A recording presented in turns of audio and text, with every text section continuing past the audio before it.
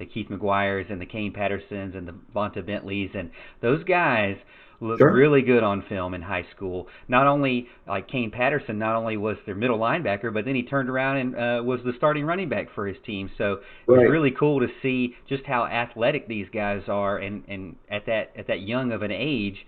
But I know that linebacker is kind of that position that is Brent Venables' baby, and it's very complicated, especially the middle linebacker. You have to be kind of the general on the field for the defense.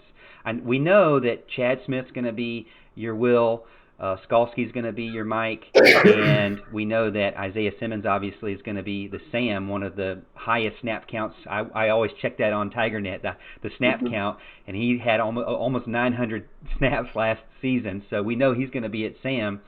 What about that second line? Since you were talking about linebackers, that those backup guys, are you confident with the backups past that starting lineup? Yeah, that's going to be another big question. Is you got a bunch of kids that are going to have to step in, somewhere along the way, and they're going to have to play. Um, Guys like Mike Jones and Jake Venables, they now have to take that next step. They were a part of it all last year. They got to play in some games, and then these kids, man, watch out for Vonta Bentley. He just looks like a monster at linebacker. He is exactly what you look for in a middle linebacker. Some of these kids are really going to have to step in, and they're going to have to play. And I think it's funny that it's typical Brent Venables. I asked him the other day, I said, "What are you looking for out of these kids?" And he said, "I want to know guys who are, are runners and guys that are hitters."